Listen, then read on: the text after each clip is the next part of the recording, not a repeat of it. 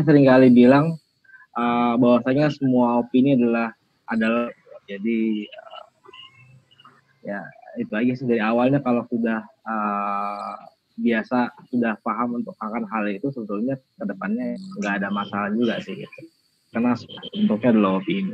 Oke, sekali ini saya dipercaya nih untuk bawain materi itu lebih the new way of working.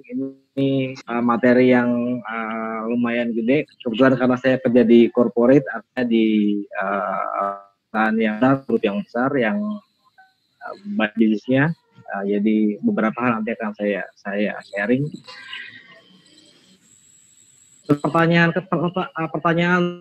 pertama yang sering ditanyakan baik di lingkungan sekitar, di online, dimanapun juga, kapan sih pandemi ini akan berakhir? Terus kembali lagi, menurut saya ini akan berakhir kalau vaksinnya itu ditemukan, lalu dibuat secara massal dan distribusikan ke seluruh. Kenapa harus ini? Kalau lihat kebijakan dari pemerintah, kebijakan dari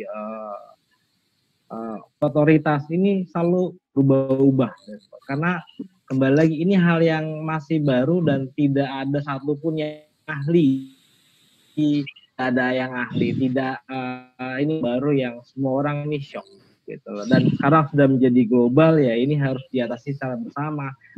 Jadi ya satu daerah, satu negara selesai nggak menjamin akan selesai, karena ini akan tetap menular kembali, sifat penularannya yang sangat mudah. Ini akan di prosesnya gitu. Jadi harus sama-sama. That's why beberapa hal kalau dalam hal ini akan bicara soal bisnis yang sudah berubah. Kalau berubah ya bersiap saja untuk punah sih kalau saya bilang. Ini dimulai dari krisis sudah terasa krisis ekonominya. Hal yang paling terasa adalah pendapatan yang secara tiba-tiba.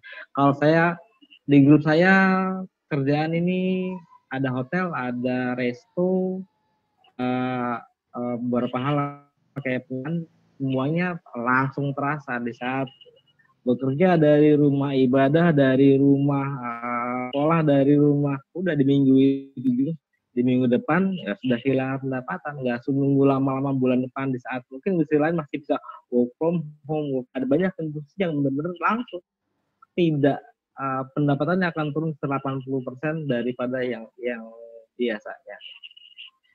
Terus juga dari teman-teman mungkin saat ini sudah di PHK, dirumahkan, unpaid, ataupun istilahnya artinya hilang pendapatan. Bisa ya hal ini terjadi, padahal kan sebelumnya perusahaan mungkin untung ya, mungkin buat 3 tahun, 5 tahun, 10 tahun belakang untung, nggak ada, tiba-tiba buat masalah sebulan langsung down, langsung PHK orang, langsung unpaid orang, langsung mengurangi orang. Ya, jawabannya cash flow.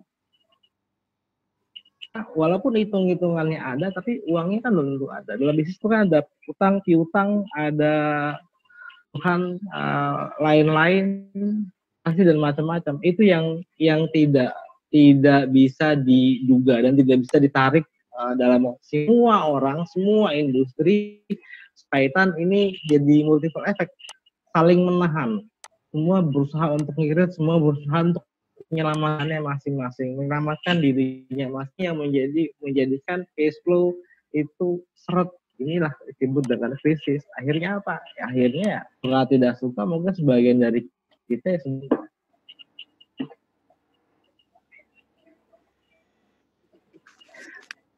Oke, apa yang dalam dialami saat ini perusahaan-perusahaan yang sudah masih bertahan sampai hari, tentunya di mereka secara langsung atau sadar tidak sadar sudah melakukan business pivoting.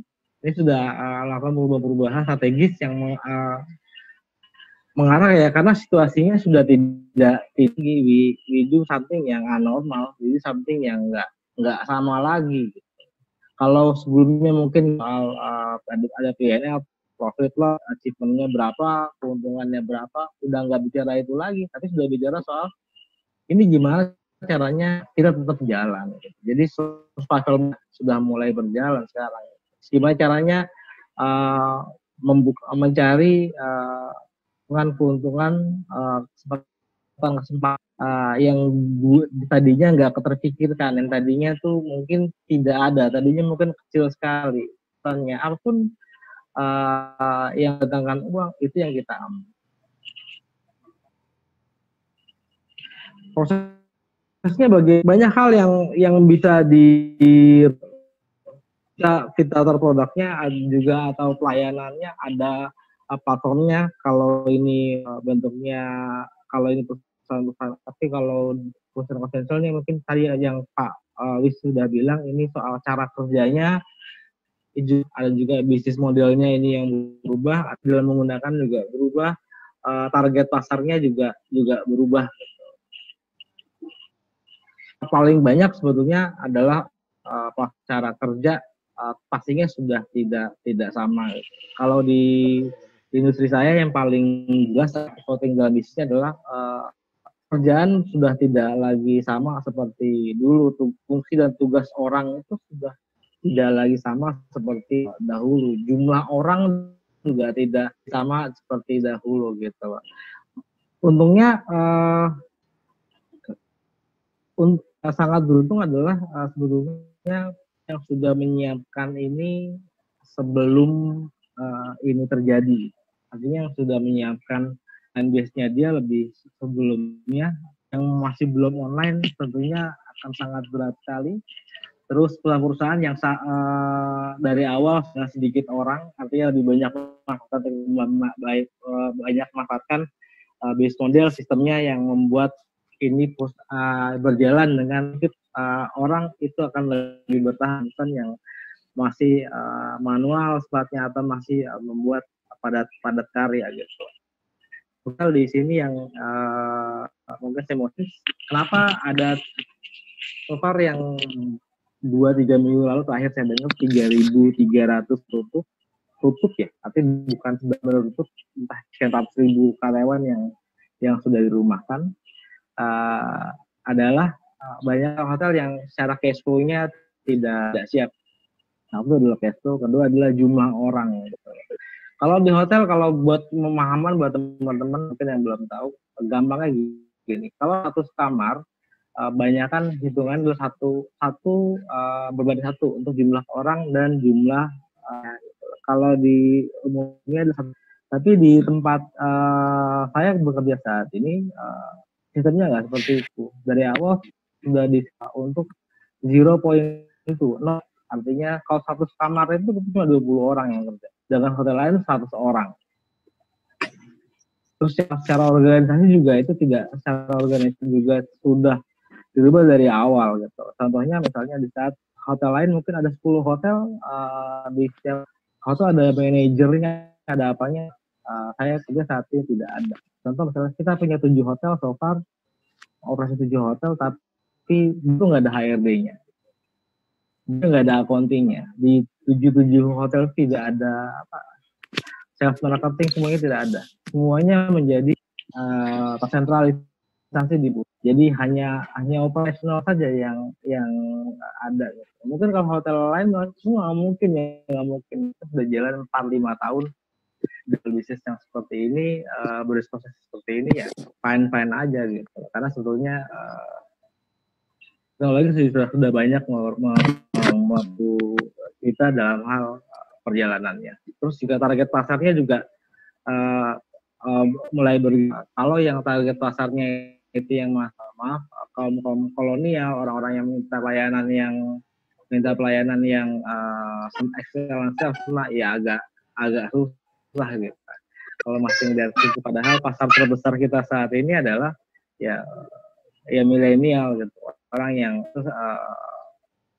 online dinilai, yang di review, lebih ke situ sih. Reputationnya adalah online, tidak lagi harus melayani. Itu yang kita bangun dari awal sampai hari ini, sampai detik ini, semua hotel yang kita operasikan itu masih buka. Waktunya sudah habis. Banget sih. Oke. Ya silakan, kalau saya mau ditampilin pollingnya atau boleh nggak terusin dikit? Silakan. Oke. Ini yang paling penting yang mau sampaikan adalah yang pertama adalah membangun kasusnya. Jadi jangan bukan sekarang sudah lagi bangun produknya, bangunnya. Relasi antara orang per orang ini yang perlu dijaga. Menjadikan harus sudah nggak mau seneng nggak seneng tukang sayur depan rumah saya ini udah pakai online nih, ibu-ibu bikin grup WhatsApp, pesan di situ dikirim, itu luar biasa. Tukang gas juga seperti itu, yang lain juga ternyata seperti itu, karena di komplek udah nggak bisa masuk, mereka mau nggak mau juga datang dengan orang tertentu dengan tujuan tertentu sudah semuanya. Terus di new way of working-nya apa aja yang hal berbeda sekarang nanti ke depan adalah flexibility. Kerjaan nanti udah nggak lagi selama kita berjalan sekarang, fleksibel juga tetap jalan kok gitu. Remote working juga tetap bisa jalan kok.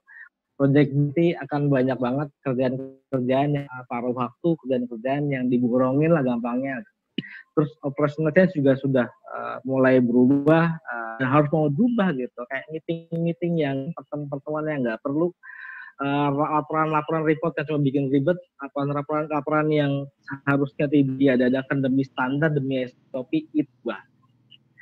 Terus apalagi ya sudah terbiasa juga kalau nanti setiap jam masuk kerja, medical screeningnya tuh juga tetap jalan. Itu akan tetap kita pakai mungkin sampai tahun-tahun ke depan gitu.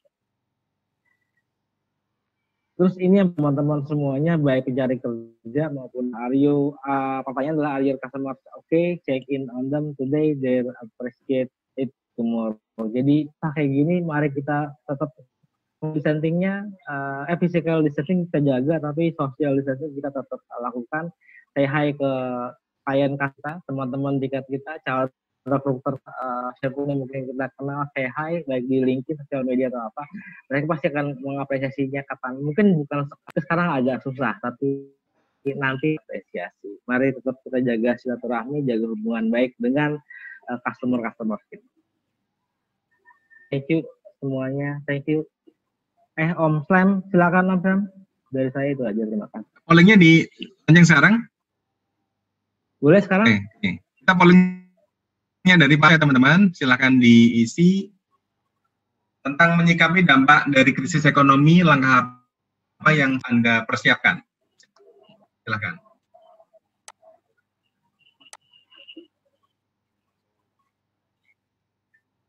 Mungkin siap Ci untuk selanjutnya. Ya, oke.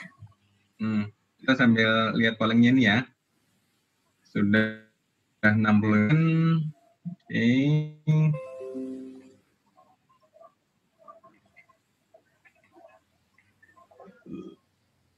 80 saya stop. 5, ntar lagi. Sambil langsung sharing aja Ci, nggak apa-apa Ci. Oke. Ini sebenarnya saya juga mau minta polling sih Pak. Boleh, langsung ya. Oke, siap. Oke, pollingnya saya end. Hasilnya seperti ini Bapak Ibu, bahwa menyikapi krisis ternyata yang sudah dipersiapkan adalah tabung darurat. Sudah cukup baik ya. Yang paling kecil warisan, memang nggak punya warisan kayaknya. Pak Rob, tapi dengan hasil ini, memang sesuai dengan yang diingat? Sesuai sih, memang artinya kalau yang sini pastinya punya laptop, punya internet, punya apa, pastinya dari golongan yang menengah, walaupun mungkin kerja tuh nggak ada, pasti mereka harusnya masih ke tabungan darurat sama kalau krisis ini terjadi dan mungkin lebih buruk lagi. Mudah-mudahan sih semua juga segera. Siap, alhamdulillah. Sip. Walaupun ada yang tidak ada persiapan, tapi moga-moga nanti semakin ke depan semakin ada persiapannya. Kita stop share. Terima kasih Pak Roh. Oke, sekarang kita gilirannya Cici HR, Jovi Najim untuk akan menyampaikan. Berarti paling dulu ya. Boleh. Saya stop share dulu. Saya akan share pollingnya dari Mbak Cici HR. Oke, saya launch polling diisi teman-teman. Bagaimana status pekerja saat ini? Silakan diisi.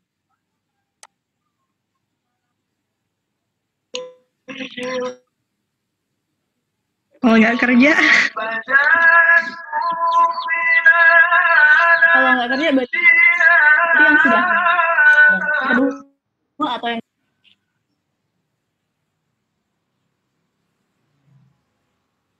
Ya, kalau nggak ada urgensi. Ya.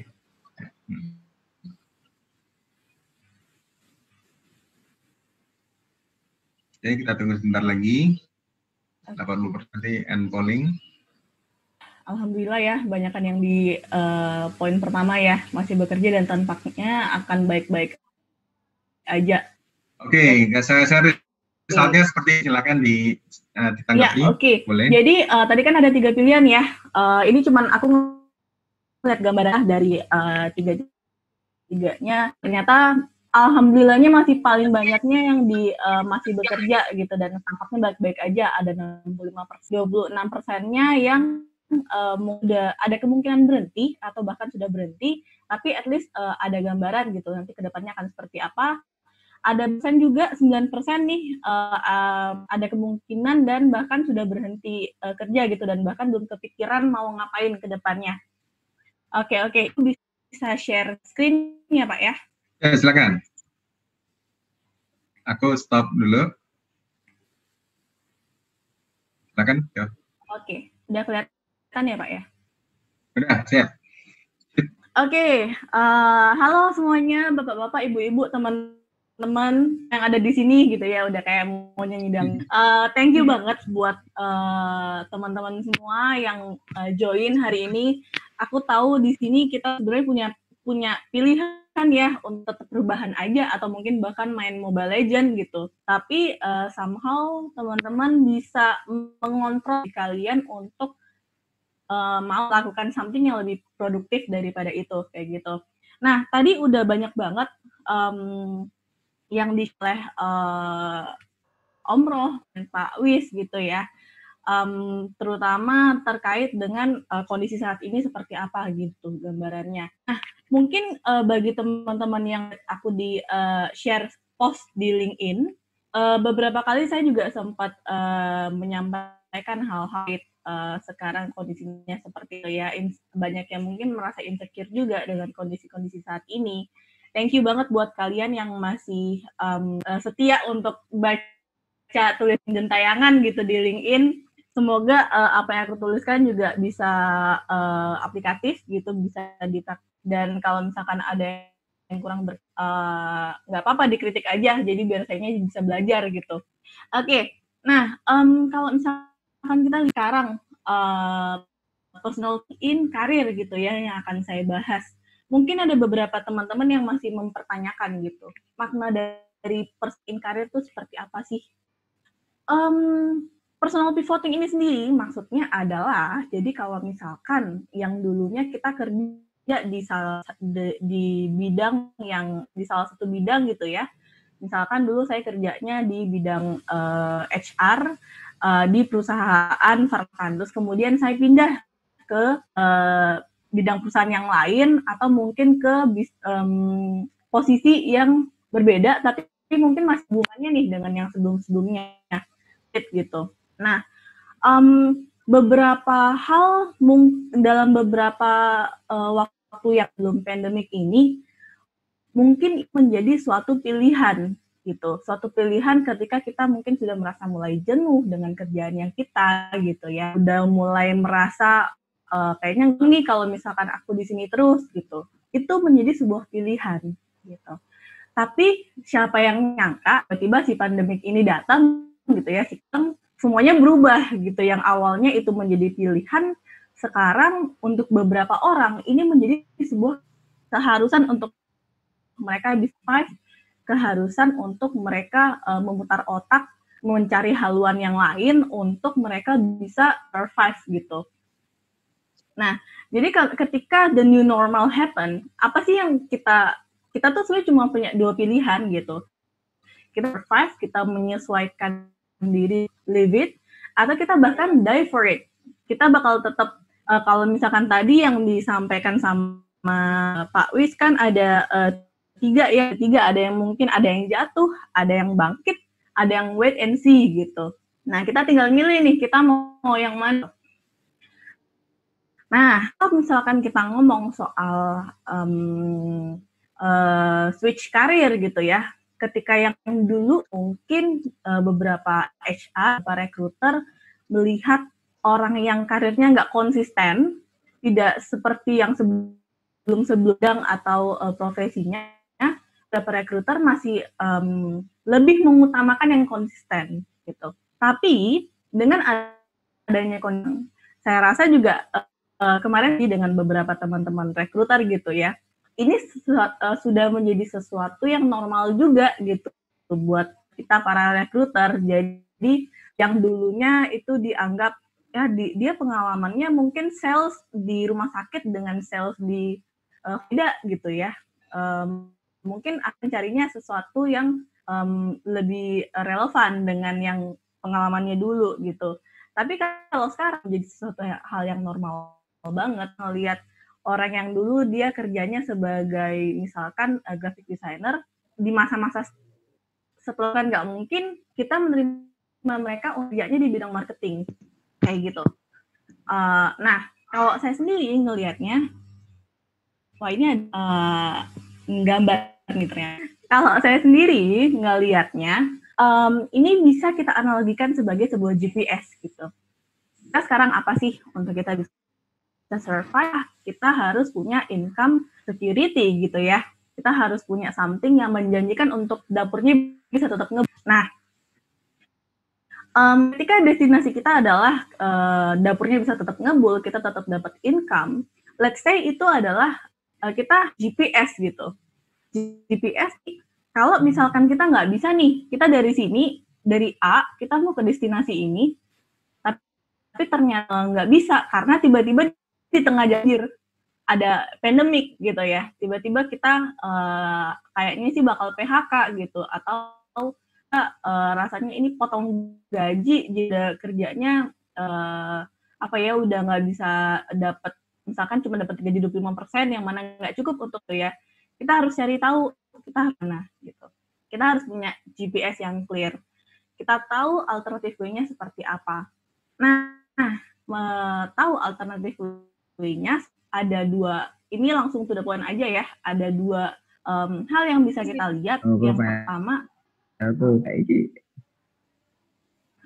yang pertama mungkin tadi juga sudah sempat disinggung sama yang sebelum-sebelumnya, beberapa dunia usaha saat sedang loyo, ada yang sedang lancar-lancar aja gitu ya, ada yang bahkan meningkat. Dan kalau kita lihat di sini memang ada 3 kategori, antara yang bertahan, ada yang meningkat bahkan karena saat ini termasuk sektor-sektor yang esensial, dan ada juga yang tertekan gitu atau bahkan sulit bertahan. Nah, ketika kita mencari alternatif way yang tadi untuk bisa ketika yang pertama tadi kita udah nggak bisa lewat nih, udah nggak bisa survive, maka yang bisa kita lakukan adalah melihat dulu, jangan asal tebar paku, tapi kita bisa melihat mana nih yang paling potensial gitu. Apakah itu makanan, kita bisa melihat, oh oke, berarti aku bisa banting setirnya ke arah yang di sini nih gitu. Nah, ketika kita sudah tahu nih kira-kira kita bakal ke arah mana, sebenarnya kita juga bisa pakai ini, bukan tidak mencari ikigai kita, karena dan masa seperti ini untuk dapat kerjaan yang sesuai dengan ikigai itu juga tidak mudah gitu ya. Tapi ini masih bisa kita gunakan gitu. Seperti apa? Ikigai. Bagi teman-teman yang belum tahu, ikigai itu adalah konsep Jepang yang membahas tentang bagaimana kita untuk hidup gitu. Tujuan hidup kita tuh seperti apa. Nah, ketika di masa yang teman-teman mungkin baru lulus dan memangnya punya masa menunggu belum dapat kerja, teman-teman bisa coba untuk mencari ikigai kalian gitu. Tapi buat kita yang mungkin ada yang kakak atau gimana gitu ya, untuk biar dapurnya bisa tetap ngebul, kita bisa mencari alter seperti ini. Misalkan yang kita suka gitu sebelum-sebelumnya, yang mungkin sebelumnya itu masih belum bisa menghasilkan uang gitu. Atau apa sih yang kita punya kemampuan yang lain meskipun tidak related, tidak secara langsung berhubungan dengan yang sekarang. Contoh gitu ya, contohnya misalkan dulunya kerjanya sebagai fotografer gitu. Sebagai fotografer, dan kemudian ternyata karena kondisinya sekarang seperti kita bisa ngelihat nih, fotografer ini bisa ngelihat apa sih yang dibutuhkan dunia saat ini gitu. Balik lagi ke yang tadi, bisa ngelihat berdasarkan ini. Nah, apa sih yang dunia butuhkan gitu ya. Terus kemudian, oh karena aku sukanya di fotografi, kebetulan bisa fotografi, orang-orang tuh sekarang lagi banyak yang nganggur, yang lagi pengen mencoba untuk berkarir di YouTube gitu, bikin video seperti itu gitu kan, yang lagi di rumah aja. Kemudian ketika mereka sudah tahu nih, oh banyak orang yang video YouTube, tapi mereka nggak tahu cara buat video yang baik itu seperti apa gitu. Mereka nggak ngerti desainnya, bikin videonya seperti apa. Nah, maka teman-teman yang foto tadi itu bisa mencoba mempelajari gimana caranya, yang awalnya dulu dia cuma foto, untuk dia bisa mengembangkan kemampuannya dia di bidang videografi gitu. Yang pada akhirnya nantinya dia akan bisa dibayar untuk. Nah, pertanyaannya, apakah ketika dia awalnya di fotografi, terus dia pindah videografi, kan belum punya bukti ya, katakan memang dia itu bisa punya kualitas yang baik di bidang videografi gitu, karena somehow video dan foto juga beda. Nah, gimana caranya dia bisa tetap menjual? Ini ya yang tadi, jadi identify skill-nya yang gap, kemudian jari, kalau misalnya dulunya cuma bisa foto, dipelajari untuk bisa video juga, untuk fill the gap, dan apa sih yang bisa dia bring to the table, gitu. Dan pada akhirnya ketika dia nggak bisa langsung jualan, caranya adalah dia bisa memanfaatkan beberapa kesempatan-kesempatan secara maksimal dulu.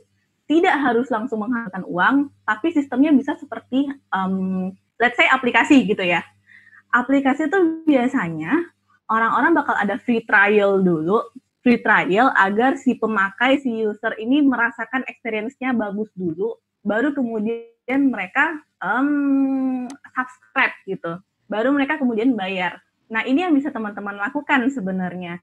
Bisa kayak teman-teman banyak yang share juga LinkedIn gitu ya, membantu teman-teman yang lain untuk bikin video, yang pada akhirnya udah ketahuan kualitasnya bagus, akhirnya mendapatkan tawaran untuk dibayar dengan skill yang dia punya, atau bahkan skill yang baru aja dia punya gitu. Dan yang kedua adalah setelah belajar itu juga bisa dimakan ke CV. Jadi ketika dia ke suatu tempat, rekruter pun akan ngelihat relevansinya dengan skill yang dia punya, meskipun pengalamannya mungkin tidak terlalu lama gitu. Dan ketika misalkan perusahaan sekarang banyak yang pakai applicant tracking system gitu ya.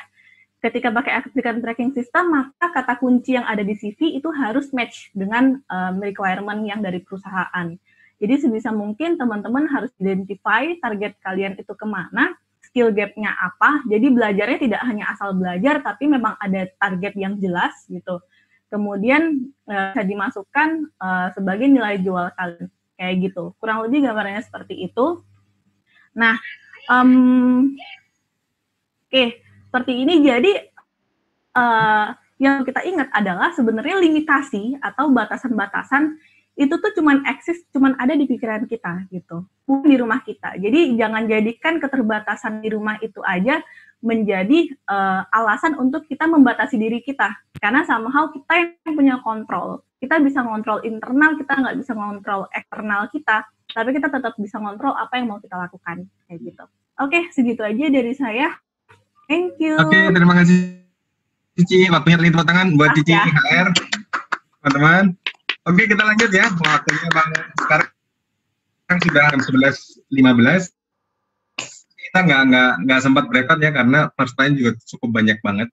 Tapi ada tantangan ya teman-teman, kalau mau bikin pantun untuk acara ini, share di akan pantun yang menggambarkan acara ini, kesenangan Anda, keseriusan Anda bertemu dengan teman-teman semua dan orang-orang keren di sini.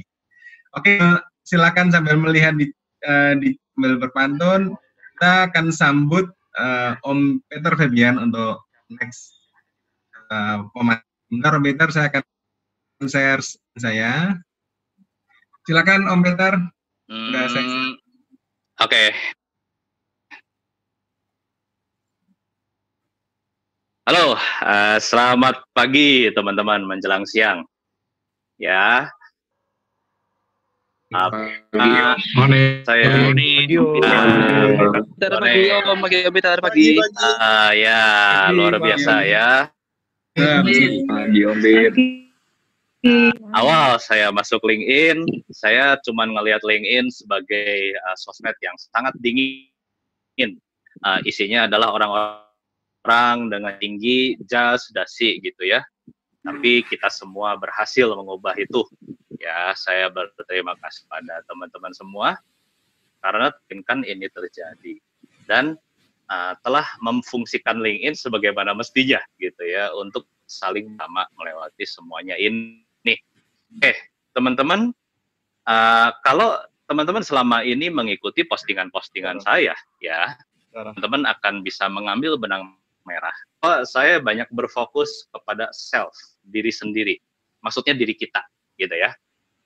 Bagaimana diri kita, personal brand, jatuh ya kompetensi dan lain sebagainya, resilience, supaya kita bisa siap menghadapi kondisi apa ya teman-teman. Karena dari dulu ya, dari sejak saya awal masuk LinkedIn, itu curhatnya itu mengenai perusahaan, mengenai bos, manajemen, mengenai dizolimi manajemen, ya. Tapi kalau saya nasihatkan sesuatu yang bersifat self-development atau resilience, itu mereka jelekan semua. Jadi kecewa gitu ya. Banyak kok ya warganet yang curhat sama saya, akhirnya kecewa. Karena apa? Yang kan tidak sesuai dengan ekspektasi mereka. Ekspektasi mereka adalah saya bisa mengeluarkan suatu jurus atau ya gimana caranya ngerubah bos, ngerubah perusahaan supaya sesuai dengan keinginan mereka. Padahal enggak sama sekali. Ya, dunia tidak bekerja dari itu, teman-teman ya. Dan oleh karena saya tidak peduli ya siapa aja yang kecewa, siapa aja yang kemudian jadi hater saya, I don't care. Ya, saya udah terbiasa. Saya utamakan adalah bagaimana stay true to yourself, ya. Dan dengan inilah saya pengen teman-teman sedikit ya sudut pandang saya tentang apa pandangan saya tentang pandemi ini, ya, dan bagaimana kita berdasarkan dari apa yang saya alami di karir saya dan di kantor saya sekarang. Oke, teman-teman, ini slide tuh. Ya, jadi saya padetin aja, maka memang cuma 10 menit. Ini adalah mind map saya, ya, yang janjikan itu passcode itu apa.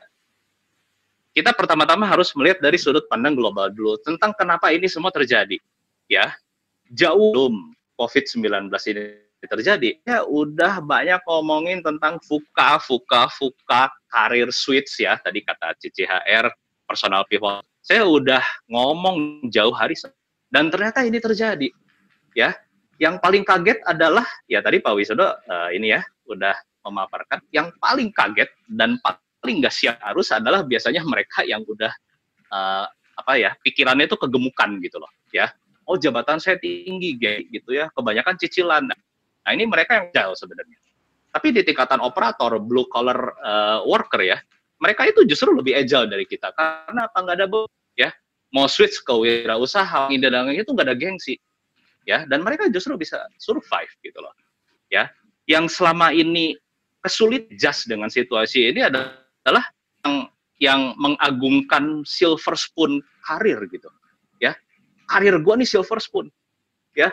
Perusahaan hebat, karir saya nggak pernah turun, selalu naik, ya. Begitu Tuhan menegur mereka dengan cara ini, mereka kaget dan frustrasi gitu ya. Jadi di zaman sekarang there is such thing as silver spoon karir. Saya selalu katakan itu kepada mereka, ya. Yang sekarang lagi mengemuka adalah resilient. Nah, gimana caranya kita menyikapi ini semua? Oke, teman-teman, kita bisa lihat dari sudut kiri.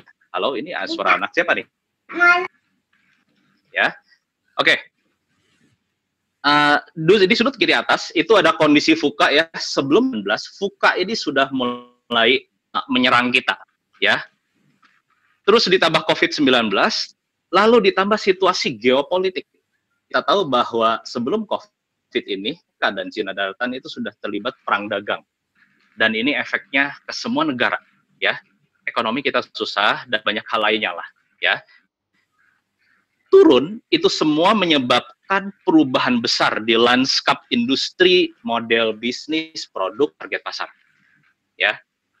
Peran kita nih berubah nih, bahkan industrinya berubah. Nah, lalu gimana itu efek, ya, kepada workflow, kepada cara kerja perusahaan tersebut, ya, terutama yang dalam kaitannya dengan rekrutmen. Nomor satu, ketika terjadi dan setelah COVID ini terjadi, rekrutmen akan semakin ketat, ya, teman-teman ya. Ini yang bikin kita agak merinding gitu ya. Yang baru lulus di tahun ini adalah yang cukup menderita ya, sangat menderita malah. Karena fresh grad yang belum sebelumnya udah mulai banyak yang susah cari kerja. Nah, sekarang lebih lagi gitu, ya. Nah, rekrutmen ultra ketat ini juga akan terjadi yang di layoff, ya. Ini kondisi yang cukup mengerikan buat kita semua.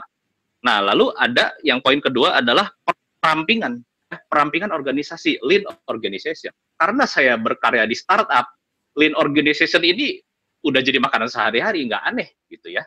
Satu orang masking multi talent itu it's okay, enjoy, ada di organisasi semacam itu. Semakin sedikit orang, semakin sedikit drama, semakin sedikit politik. Nah, tadinya gemuk, ya, itu paling kesulitan, ya, harus banyak melakukan layoff, delayering, ya, kata Pak Wisudo nih. Kalau kata saya hierarki, ya. Jadi pendekkan rantai komando, ya, sehingga organisasi menjadi lebih agile, gitu. Nah, ada tren baru ke depannya ya, ini ramalan saya aja, gitu ya, bisa jadi salah. Itu sistem kerja outsourcing akan semakin menguat. Ya, ini bukan perusahaan outsourcing. Sama ini kan outsourcing itu sering dipandang negatif ya, gitu, karena memang banyak oknum yang nggak bener gitu. Nah, tapi ke depannya perusahaan-perusahaan akan makin kepikir gitu ya untuk mempekerjakan secara outsourcing aja gitu loh. Karena mereka udah merasakan sendiri betapa repotnya itu menangani layoff yang PKWT dan PKWTT ya, kartap atau karyawan kontrak gitu. Ribet banget gitu. Belum lagi kalau ada serikat buruhnya, pekerja yang mau dituntut ini itulah, liur lah kalau kata bahasa Sunda. Ya, nanti ke depannya itu akan semakin mengemuka gaya kerja outsourcing plus gaya kerja freelance by project, ya, remote working atau cara kerja konsultan. Kalau yang expertise-nya sudah mencukupi, akan memilih sistem konsultan. Jadi beberapa project gitu ya. Kalau yang terspesialisasi ke dalam satu keahlian itu freelance, desainer grafis, ya kan, coding, coder ya. Nah, ini nanti Mas Abi akan lebih menjelaskan. Nah, lalu akan lebih mengemuka lagi work-life integration.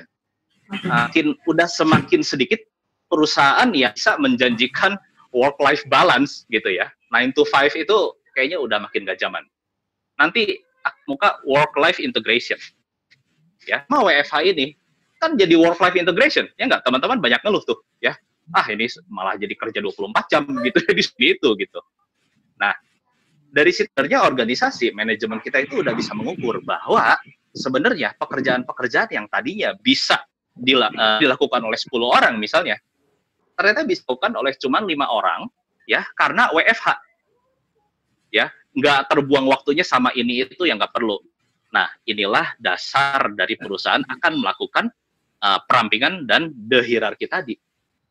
Ya, oke. Nah, lalu yang kita bisa lakukan untuk menyikapi semua ini, ya, yaitu yang saya katakan sebagai PESCOT, resilience dan agility. Ya, bagaimana kita bisa menyikapi dengan agility? Kalau bahasa populernya, nggak usah baper, nggak usah susah move on.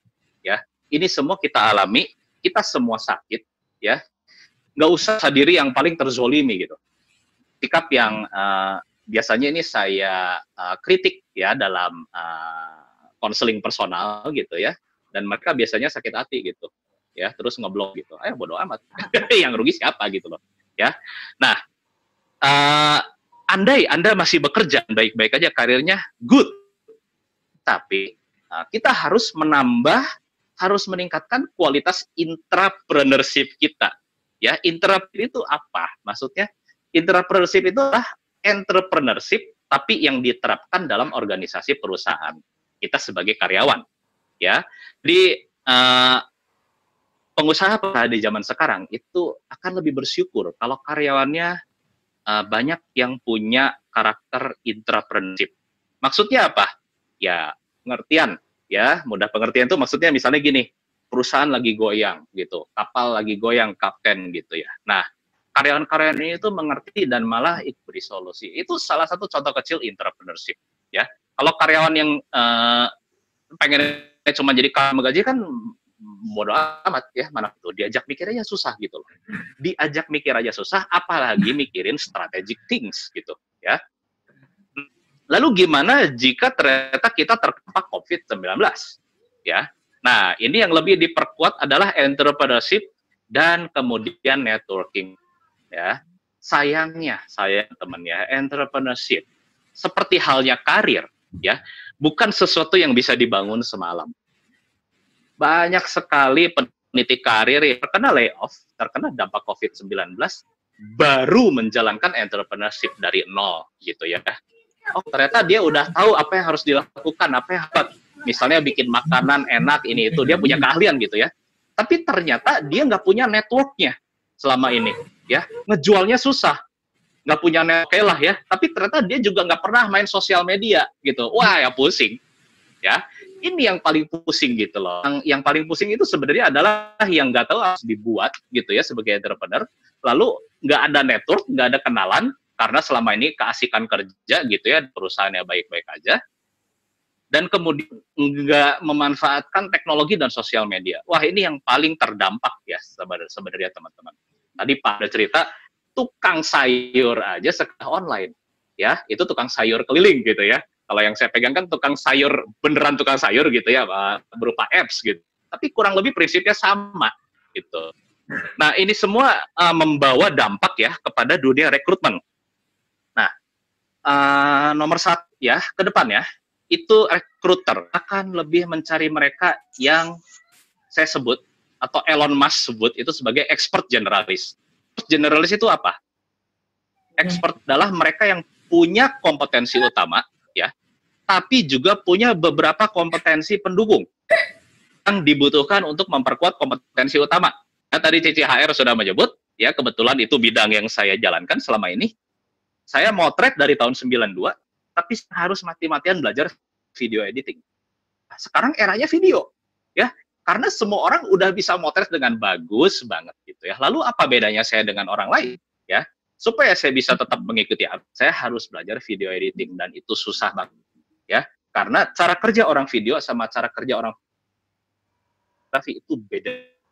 Ya, tapi saya tetap ya, oke. Tapi saya harus tetap embrace itu kan, gitu loh. Nah, saya harap teman-teman juga punya spirit yang sama. Nah, lalu ini juga akan recruiter gitu ya. Ini diharapkan bisa membuka pikiran dan wawasan gitu ya. Karena semakin banyak pekerja yang ada karir di CV-nya gitu ya. Lalu memiliki bisnis sampingan, entrepreneurship, lalu memiliki aktivitas media yang tinggi. Nah, ini kan biasanya yang selalu dimusuhi oleh rekruter, terutama rekruter ini ya, rekruter saurus gitu, yang biasanya memusuhi seperti ini. Kesannya karyawan itu kalau punya bisnis atau sosial medianya itu tinggi aktivitasnya, itu sebagai seseorang yang nggak bisa kerja gitu loh. Nah, mindset ini harus mulai dirubah oleh dunia rekrutmen, ya. Lalu siapkan disclaimer dan rambu aturan. Jadi misalnya kita akan menerima para pekerja yang ada karir gap ya, terus punya usaha sendiri. Ini kita kan sebaiknya aturan main yang jelas gitu ya, agar tidak terjadi konflik kepentingan gitu. Ini namanya positive mindset ya. Jadi jangan ditolak dulu nih kandidat yang seperti ini, tapi diterima dulu, tapi dengan berbagai rambu yang ya supaya tidak merusak misalnya fasilitas perusahaan, tidak menggunakan waktu perusahaan dan lain sebagainya, ya. Nah, lalu dari sisi kandidat, ini juga harus mampu mengkomunikasikan hal tersebut dengan terbuka dan jujur, ya, teman-teman ya. Kalau zaman dulu, ya, ini terutama di LinkedIn saya lihat, ya, orangnya sebenarnya udah berhenti kerja dari perusahaan terakhir, tapi detailnya itu masih di LinkedIn gitu ya. Ini banyak sekali, dan ini menurut saya ya, sorry nih kalau menyinggung gitu loh, ini penyakit sosial, ya. nggak jujur, ya. Saya cuma kerja 2 bulan aja di satu perusahaan, saya cantumin kok di LinkedIn, bodoh amat. Saya tetap dapat kerjaan gitu ya. Nah, ada orang tuh yang udah berhenti 3-4 bulan gitu ya dari perusahaan terakhir, terus ditulis di LinkedIn itu seolah-olah dia tuh masih bekerja di situ. Nah, ini sebenarnya bahaya. Mentalitas seperti ini tuh bahaya. Ya, jadi ketika kita sudah punya bisnis sampingan atau ada karir gap di dalam CV kita, ya kita komunikasikan kepada rekruter, dan rekruter itu diharapkan membuka pikirnya gitu ya untuk kejujuran ini. Sekarang udah era keterbukaan lah ya. Nah, plusnya kandidat yang punya entrepreneurship bagus ya dan kegiatan sosial media yang tinggi itu adalah 5 spirit, networknya bagus dan mindset yang lebih positif ya. Intrapreneurship itu gitu. Nah, loh ini kok slide-nya mana? Benar. Aku lanjut aja Om Ed, enggak? Ya. Ya. Oke, nah, cuman potensi minusnya adalah bagaimana pekerja tersebut membagi fokus, manajemen energi, dan mencegah potensi konflik kepentingan dengan perusahaan. Ini yang harus dikomunikasikan baik-baik perusahaan, ya teman-teman ya. Kalau teman aware, saya pernah itu bekerja di 2 PT berbeda ya, dan kedua pimpinan di paling tahu bahwa saya kerja di PT lain gitu. It's okay gitu ya. Saya tuliskan di LinkedIn saya malah gitu ya. Semua bos saya itu koneksi first degree saya. Nah, yang penting adalah kerjaan gitu. Nah, tapi memang lain ilalang, lain rumput ya gitu, lain padang, lain ilalang gitu. Yang penting sih baik-baik sejak awal. Jangan main sembunyi ya, sekarang udah nggak musim. Oke, nah sekarang ada satu mantra yang saya pengen teman-teman embrace untuk menjalani tantangan-tantangan ini ke depannya. Ya, nomor 1 PESCOT ya, passion. Nah, passion ini saya ingin menggarisbawahi dengan garis merah ya. Maksudnya adalah bukan sesuai passion. Karena sekarang udah nggak relevan lagi ngomongin apakah bidang tersebut sesuai passion saya atau enggak. Gitu. Sekarang lakukan semuanya yang ada, yang bisa ngepul dengan passion. Ya, contohnya saya dengan istri saya, itu bikin kentang kering gitu. Itu sebenarnya saya udah bekerja saya itu dari tahun 2014. Ya. Baru berasa hasilnya itu di kondisi-kondisi seperti ini. Bayangin, entrepreneurship itu nggak bisa ya, baru bisa ngerasain hasilnya ini sekarang ini gitu ya. Kita nggak perlu terlalu promosi jor-joran jualan, tapi pelanggan itu dari 2014 teman-teman ya. Nah, kadang kita mengerjakannya dengan passion, pikir-pikir gini ya, belanja malam-malam milih gitu ya kentang yang bagus, terus ngerajangin satu-satu, ngerendemin, ngegoreng sampai mukanya ini berminyak semua. Emangnya itu passion kita? Kan kagak. Tapi kita lakukan itu dengan passion, supaya produknya enak, supaya orang-orang puas makannya gitu loh. Ya, saya merasa saya nggak layak lagi bertanya sesuai dengan passion saya atau enggak ya. Ini biasanya fresh grad nih yang nanya gitu ya. Umpit, gimana caranya supaya kita bekerja supaya ya bekerja dengan passion dulu gitu loh selama lama. Sanggup nggak gitu? Unless kamu dilahirkan di keluarga Bill Gates gitu ya. $1 baru boleh ngomongin passion gitu loh. Oh, sesuai passion, iya pengennya balap mobil setiap hari gitu. Ya silahkan gitu loh. Ya kita ini siapa gitu loh. Nah, ini saya pengen lebih punya self assess tuh ya, tahu diri gitu. Gua ini siapa gitu. Apalagi lelaki yang punya tanggung jawab untuk itu lebih nggak relevan lagi buat ngomongin solution gitu. Harus dengan passion, PESCOT ya. Nah, lalu nomor 2 itu have the courage to take decision. Kebanyakan orang-orang terutama yang tipe anak ini kalau udah mulai terlalu banyak menganalisa, terlalu banyak mempertanyakan peluang ini itu biasanya ini mana hidupnya ya. Terlalu banyak bertanya, menganalisa. Yang namanya entrepreneurship itu enggak seperti itu ya. Demikian juga dengan intrapreneurship ya. Karena apa? Setiap keputusan kita itu ada resikonya. Bahkan tidak memutuskan apapun itu ada resikonya. Nah, ini yang kadang-kadang tuh sulit diterima oleh orang-orang yang berkonsultasi dengan saya. Bapak nggak memutuskan apapun itu ada resikonya. Barin 3 poin gitu ya. Dan orang-orang biasanya nggak mau terima kenyataan. Terus mereka jadi sebel sama saya gitu. Ya amat gitu ya. Gitu ya. Gitu. Nah, jadi kita harus punya keberanian karena apa? Ada Tuhan di dalam setiap keputusan kita. gitu. Kan kita dianggap benar, ada Tuhan di situ. Kalau kita dianggap salah, ada Tuhan di situ. Ya, jadi saya bukannya lagi ngotbahin orang atau apa, enggak. Itu benar udah saya alami sendiri. Sekarang ini lakukan ini dengan passion, udah jalan gitu. Nggak usah terlalu banyak menganalisa, cukup dianalisa ini resikonya apa, cara jalaninnya gimana, metodenya apa, udah gitu loh. Nggak usah terlalu banyak cang-cincong.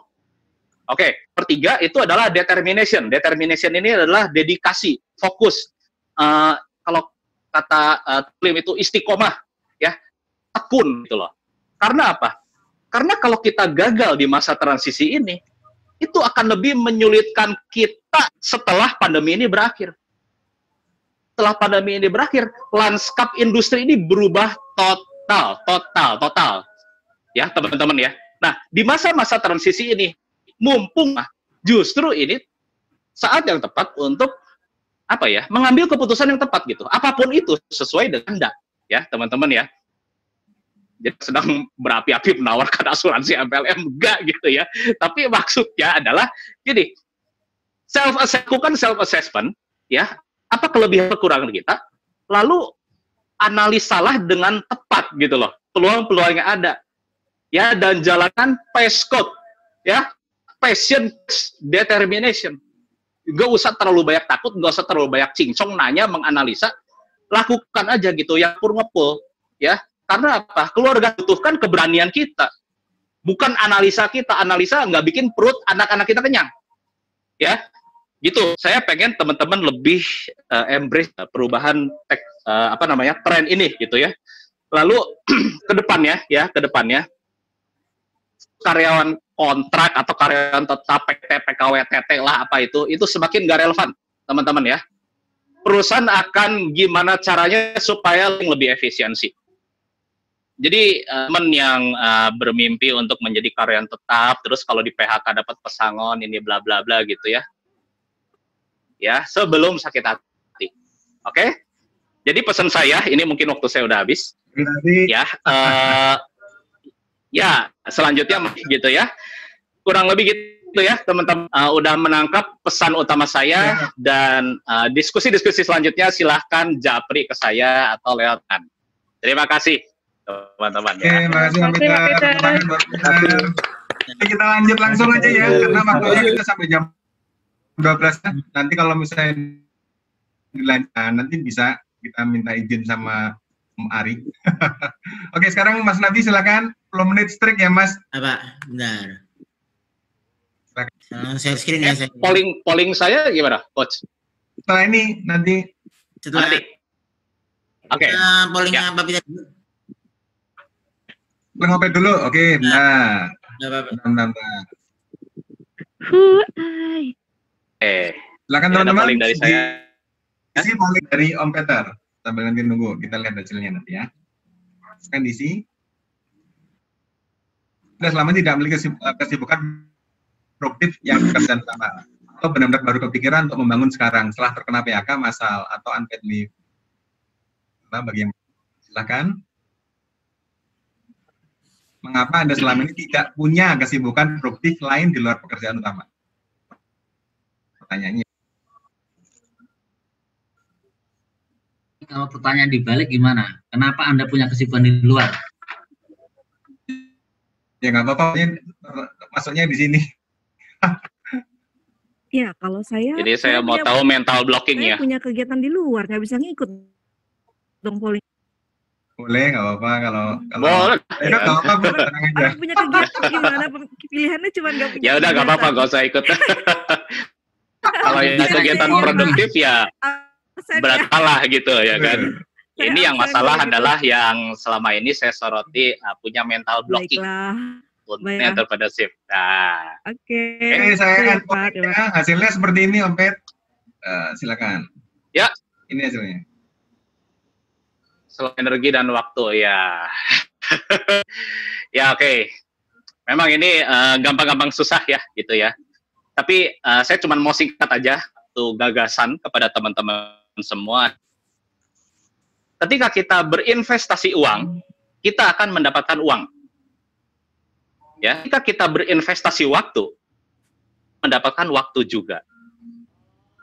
Ketika kita berinvestasi pengetahuan, ya kita bisa mendapatkan waktu. Nah, coba kata saya tersebut, ya.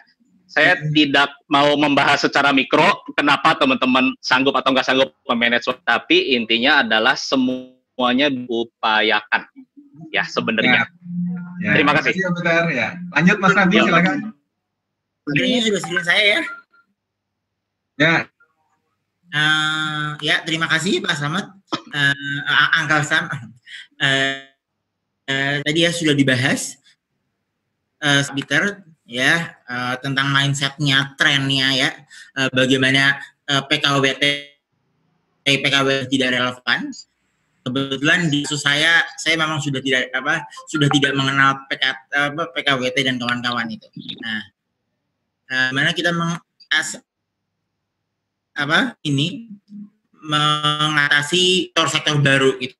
Perkenalkan dulu, nama saya Nabi, IS 2018. Saya sebagai Vice President Data Science di perusahaan konsultan AI di Indonesia, Made in Indonesia, namanya Datanes. Sejak 2000 ikutan Google Apps di London untuk Certified People AI Guidebook. Kebetulan saya Indonesia 2019, salah satunya. Ini saya, ya tadi, kalau Pak Peter bilang ada 2 pekerjaan yang sama, saya lebih dari 2 gitu ya.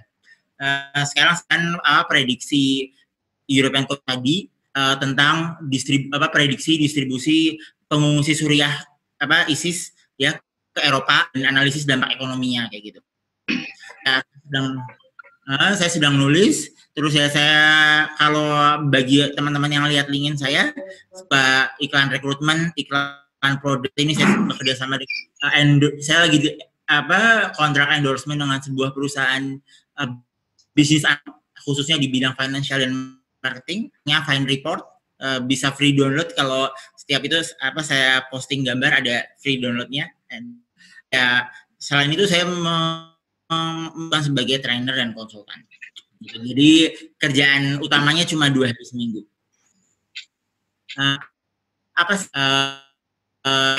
Telekom, bagi teman-teman yang biasa ya nonton ini Danlock, ini salah satu thought leader dalam Future of Works. Mereka berkata bahwa ada 10 high income skill yang bisa fit for home gitu. Saya kecuali kalau ngisi training atau ini consulting gitu ya, tapi ya 60% saya kerja di rumah. Yang pertama urutan ya, maksudnya berbeda negara tergantung demand. Yang pertama adalah copywriting. Kalau lihat contohnya di LinkedIn Pak Wisudo, ya kan Provokata itu salah satu trik copywriting. Nggak mau baca seribu soalnya ya. Yang ketiga, saya nggak mau bahas juga ada Mas Ikram, itu jelas di dalam marketing. Saya nggak mau bahas juga karena ada Pak Husin. Karena mereka saya media buying. Saya dihubungi beberapa konsultan media buying untuk placement mereka untuk beberapa produk security, data security, data governance, data ethics, data privacy, data umumnya ini ya, pokoknya semua data ya itu yang terima untuk media buying. Ya 2017 ya pada dasarnya lagi dari marketing tadi yang marketing yang operasi untuk tolong ininya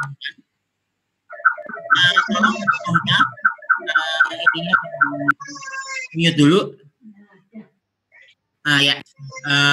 SEO yang ke-9 sales funnel builder ya.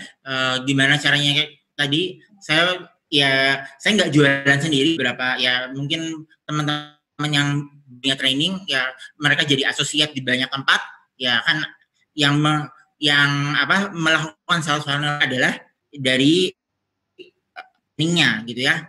Nah, terus yang terakhir adalah consulting atau coaching. Nah, terus sekarang ya berubah nih. ada kesempatan tak terbatas di semua industri, ya, baik kamu menjadi usaha, karyawan atau apapun caranya. Ya misalnya karyawan di 2 tempat berbeda, kayak saya karyawan 2 hari, freelance 3 hari dan seterusnya gitu ya, atau ya banyak lah status-status di antara karyawan dan pengusaha. Dulunya untuk being level of consultant kamu harus kalau nggak di Big Four di Five Rangers gitu. Kalau saya karena saya teknologi otomatis di pasukan harta tahta data gitu ya. Google, Apple, Facebook, Amazon dan Microsoft gitu kan. Mereka kan itu as a data firm gitu. Terus lanjut biasanya adalah memang typical entrepreneurial journey ya, gimana kita grab kesempatan. Ada beberapa kesempatan yang bisa kita dapat. Yang pertama employment, ya jelas. Ini umumnya sama recruiter, bagaimana kita dapat kerjaan pertama. Pekerjaan saya pertama setelah lulus kuliah adalah sebagai sosial media data analis di sebuah Facebook page terbesar di Jogja, namanya amatan.com. Mereka jualan voucher. Mulai dari saya mencoba untuk analisis data-data LinkedIn. Ya, lumayan gitu pengalaman saya di sosial media. Setelah itu saya ke Jakarta. Saya dikontak sama sebuah startup financial technology karena mereka dapat investment, terus mereka butuh ibaratnya data expert, punya mentor dari US dan memang nyari buat bridging antara mentor dengan ini, makanya waktu itu saya memutuskan Jakarta. Selanjutnya semenjak 2018 saya ke SME stage ya. Pada dasarnya kalau dibilang data hub gitu, datanya adalah data hub, kita reselling atau doing consulting everything about data services. Sebenarnya yang paling tinggi adalah startups, gimana kita bikin specific persons ya dengan kategori dan solusinya startup ya, ini Zoom ini ya kayak gitu. Biasanya sebelum jadi startup yang memutuskan untuk lewat jalur SME dulu, karena alasannya perlu waktu untuk bikin product market fit. Karena yang definisi startup adalah as lean as possible dan yang sudah diterima oleh market gitu. Dan kecil contoh ya, Netflix karyawannya berapa? Cuma 6.000 gitu. Padahal customer-nya berapa? Karyawannya berapa? Customer-nya berapa? Example of startup. Terus gimana sih caranya? Saya dari tahap pertama ya. Bagaimana caranya menang? Pertama, have the right boss, gitu. Setuju dari tadi yang disampaikan Pak Peter ya. Being first connection with your future boss in LinkedIn. Pertama kali saya adalah nge-add semua founder startup yang ada, gitu. Dan saya posting tentang kualitas dalam menganalisis data sosial media. Hingga meskipun saya di Jogja dan saya nggak ngelamar pekerjaan, ada startup di Jakarta yang menawarkan saya pekerjaan. Terus yang kedua, building fit from your niche. Ini kalau triknya LinkedIn ya, follow yang sesuai passions. Ya saya banyak follow ya Satya Nadella, terus Revoltman dan ya banyak lah. Karena saya orang teknologi, otomatis saya sukanya di perusahaan teknologi gitu ya. Terus beberapa kontak ya, mungkin ada beberapa ini kalau try contact them gitu ya. Kalau bisa yang emang kira-kira mau hire gitu. Yang kira-kira memang punya kepentingan untuk merekrut dan memberi kalian kesempatan. Berikan free consulting supaya mereka yakin ketika mereka pendanaan mereka milih Anda gitu. Atau menit lagi Mas Nabi? Menit lagi? Oh iya, yang ketiga ada building. Ini ya database yang follower link saya scraping. Yang keempat show the world ya. Yang kedua adalah mentorship stage. Mentorship stage adalah ketika kamu choose a humble entrepreneur dan di your passion area. Kebetulan saya nggak dapat waktu itu. Saya Yuxinian itu ex Google Singapura. Ya saya banyak belajar dari beliau gimana caranya dia consulting AI. Terus yang kedua adalah buat consulting itu sebagai hourly, commissions, list-based, retail, bisa co-develop produk dan service. Yang ketiga adalah fase small medium price. Ya kita bisa, ya ini agak panjang kalau building a business ya, bikin portfolio dan pitch deck, terus bikin pricing yang bagus, start to over, dan terus ya iterasi. Yang terakhir adalah startup stage, yang bikin tim dan POC yang sudah dites di market, miliki expert entah slide atau video. Yang terakhir adalah di sini ada tutorial dari Skybin ya, tinggal aja misalkan Gold pitch ya bisa dicontoh gitu, Gojek pitch, Netflix pitch ya bisa dilihat ada di YouTube, presentasi mereka invest dicontek aja kayak gitu.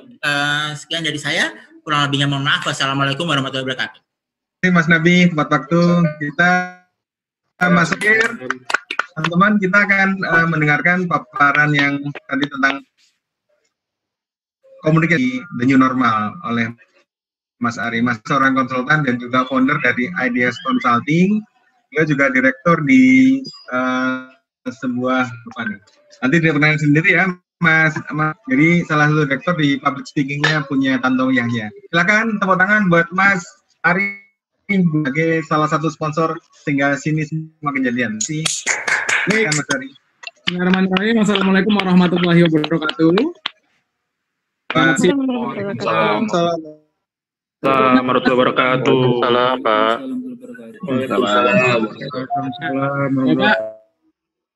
Warahmatullahi wabarakatuh. Baik, karena waktunya 10 menit, saya kontrol dulu vokalnya semuanya, jadi mohon maaf saya mute fokus di 10 menit, waktunya di extend boleh, Jawa boleh ya, jadi nggak hanya terbatas jam 12, ini sepertinya datang dari seluruh Indonesia, jadi boleh, yang pasti saya coba untuk jam 12 tepat selesai, karena memang kita tahu bahwa waktu ini juga di era virtual ini, dan nggak nyangka nih ternyata di sesi saya 11.52 baru mulai. Saya pengen lihat kecepatan jarinya juga, jadi bukan hanya ke cara, saya pengen jarinya juga agile, saya pengen cek juga, Anda dari mana saja, lokasi kelurahannya, atau kotanya, atau provinsinya, silakan diketik di chat, yuk. Saya pengen tahu dari mana aja, waktunya 30 detik aja untuk nulis di sini, saja dah teman bapak-bapak sekalian, saya pengen tahu juga lokasinya. Yuk. Oke, Depok, Kuala Lumpur, Doha, Qatar, wow, ini benar seluruh dunia kayaknya ya. 450 orang lebih, Bali, Mamuju, Purwokerto, BSD, jarinya cepet banget ya, saya nggak santai cepet banget. Makassar, Bekasi, Tangsel, Jakarta, Tangerang, Jember, Depok, Cikarang, yes, very good. Bapak sekalian, kita akan bermain jari dengan saya, jadi dalam waktu 8 menit kita akan melakukan riset cepat, secara real time. Jadi tolong jarinya benar-benar siap untuk responsif terhadap apa yang saya sampaikan, karena kita akan real time melihat kendala-kendala yang ada di bagian komunikasi. Izinkan saya memperkenalkan diri Bapak Ibu, nama saya Ari Budi Utomo, dan bahagia banget ketemu sama orang-orang hebat di sini. Ini beli Zoom 1000 ini tujuannya emang ini niatnya. Nawaitunya adalah cepat spark motivation ke all Indonesia, buat semua orang-orang hebat, kita berbagi sama-sama. Ibu jangan ragu kalau ada conference besar, hubungi aja saya, insya Allah saya bantu ya. Yang penting banyak orang Indonesia cepat terakselerasi untuk semangat belajar. Nama saya Ari Budi Utomo. Ari itu artinya mengajak orang dengan tangan belalai, Budi Utomo itu artinya kebaikan. Budi Utomo juga terkenal sebagai Hari Kebangkitan Nasional, dan saya pengen orang ketemu saya harus bangkit secepatnya, kayak Pak Peter, Pak Wisudo tadi bakar kita semua untuk punya passion. 12 tahun Tantong Yahya Public Speaking School berdiri, membantu banyak korporasi Indonesia, dan mohon maaf saya memang baru fokus di LinkedIn, senang banget ketemu orang-orang hebat di sini. Bapak Ibu kalau punya kemampuan communication skill, otomatis harga Anda akan mahal. Saya janjikan itu. Anda akan gampang banget diterima oleh perusahaan pun, Anda akan gampang banget jual produk, Anda akan gampang banget untuk bisa naik karirnya. Kenapa? Karena Anda punya skill untuk meyakinkan orang lain.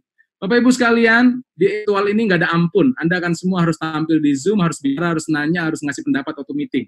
Waktu interview nggak ada ampun. Background Anda akan dicek, bukan background sosial media bahkan. Background video Anda dicek. Kalau background Anda nggak jelas, nggak relevan dengan korporasi, Anda dianggap nggak tepat. So, hati-hati Bapak Ibu, communication skill ini luas banget, dan ini yang pengen saya bahas kali ini.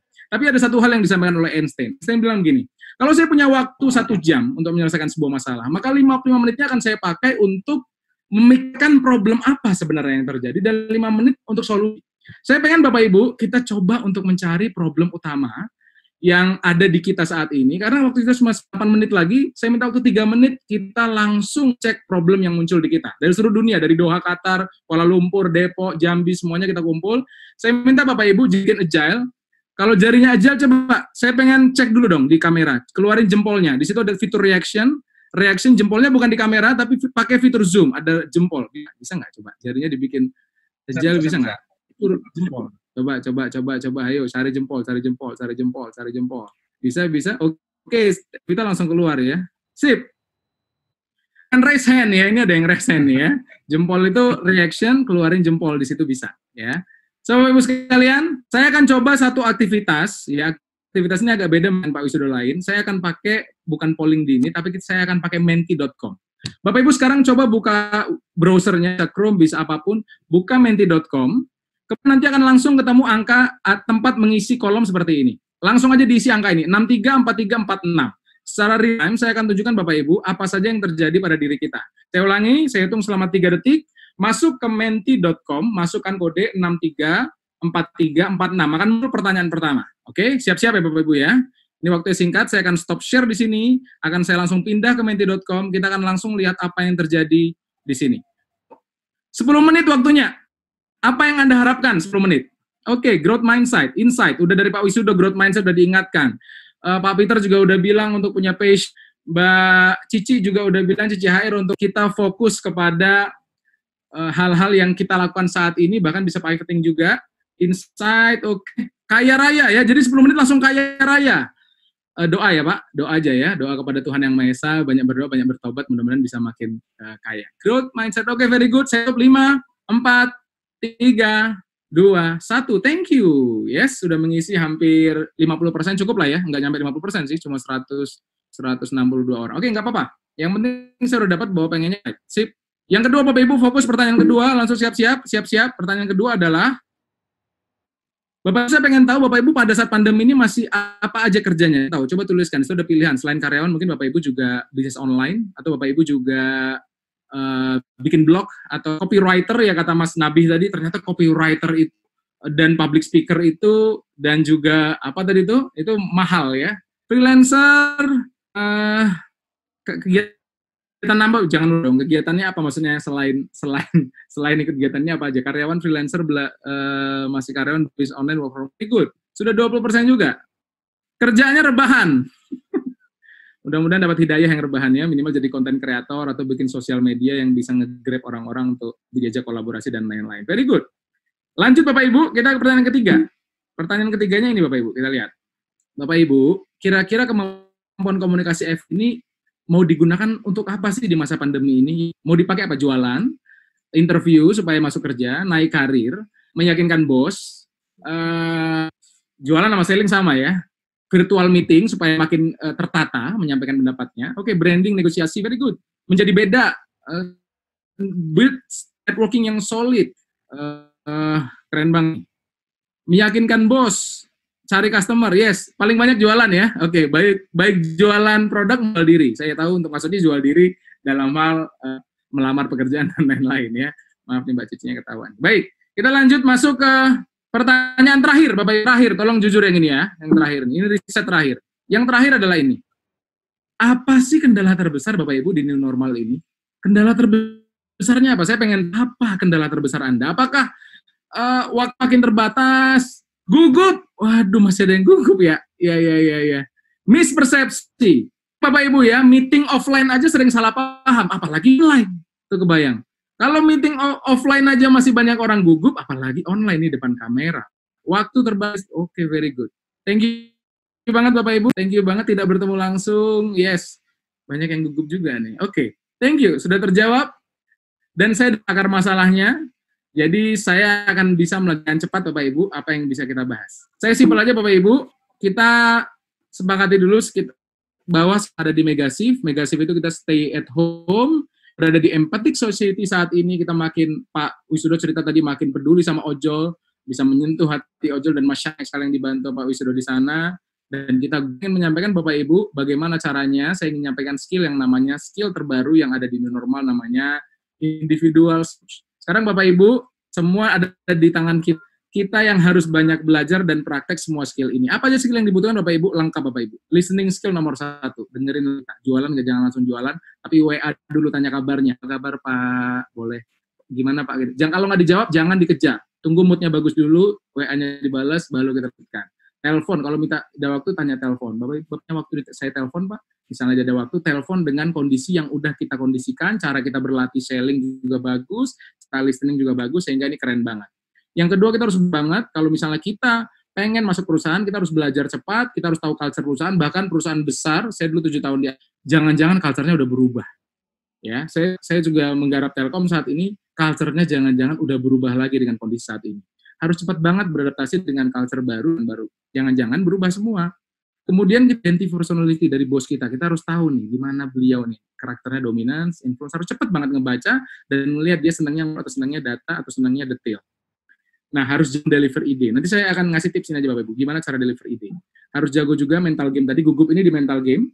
Kemudian meyakinkan idenya, negotiation, kolaboratif, deal making, yang paling penting adalah luck factor. Bapak Ibu, sering orang udah banyak CV-nya bagus, tapi nggak keterima juga. Jualan udah jago copywriting-nya, tapi faktor Bapak Ibu. Luck factor itu apa? Jangan lupa minta doa kita. Jangan-jangan gara-gara dosa orang tua yang buat kita terhambat dalam rezeki dan karir. Semut aja dapat rezeki, apalagi kita Bapak Ibu. So, cek lagi ibadah, lebih rajin lagi beribadah. Di bulan Ramadan ini harapan saya kita kecil lagi, kembali fitri, kembali bersih lagi, dan kembali menjadi orang yang luar biasa. Dan saya ingin menyampaikan Bapak Ibu, metodologi saya sebenarnya namanya adalah ideas. Ini panjang, saya boleh izin, Zoom ini saya desain memang untuk berbagi ini. Kalau Bapak Ibu mau tiap minggu, mudah-mudahan saya diberikan kekuatan oleh Tuhan Yang Maha Esa, Allah Subhanahu wa Ta'ala, minggu mengajarkan ini step by step, mental sampai delivery dan lain-lain. Saya ingin menyampaikan satu tips aja di akhir sesi ini Bapak Ibu, yaitu tips yang dipakai oleh orang besar dunia, talk with your hand.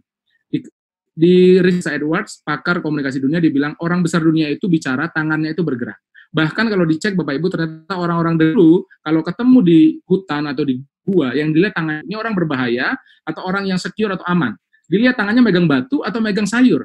Kalau dia tangannya open, langsung bisa connect dengan kita. So Bapak Ibu sekalian, jangan lupa, walaupun virtual meeting, walaupun Anda sedang ngobrol nggak kelihatan, gestur Anda akan membuat intonasi Anda natural. Anda akan gampang banget engage dengan orang lain.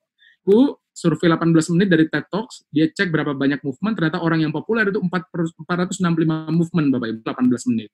Dan orang yang nggak populer hanya 270. Populer maksudnya apa? Gampang diterima, gampang connect. Ini beda skillnya mas script writing, ini lebih ke bagaimana intonasi kita bisa connect dengan orang. Bapak Ibu, dalam 1 menit ada 2 natural, nggak lebay juga ya, tapi gerakannya natural, tepat, dan bisa connect dengan orang lain.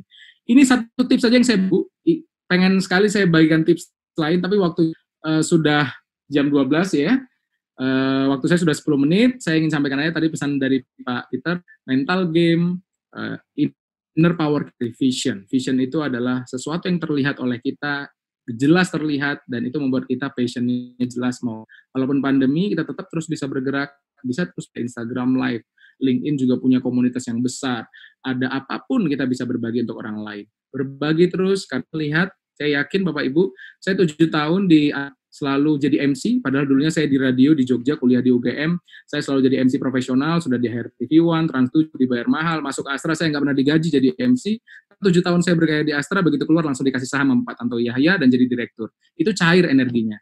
Jadi Bapak Ibu saatnya ini bantu bos kita, bantu pimpinan kita. Kalau kata Peter, be intrapreneur. Saya bantu intrapreneur Telkom saat ini, ada 1.200 orang yang saya bantu untuk jadi startup di dalam perusahaan. Semua harus punya founder mindset. Semua harus punya visi pribadi. Semua harus punya tujuan game changer. Harapan saya 446 orang ini semua jadi game changer buat Indonesia.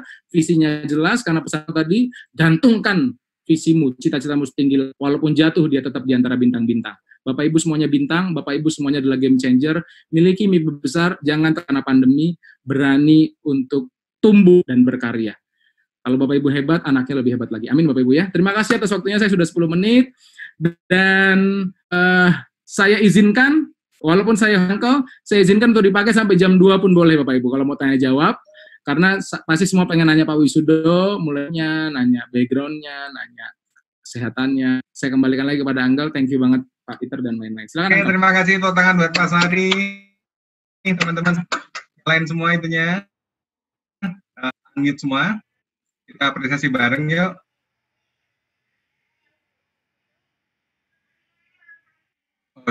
Unmute-nya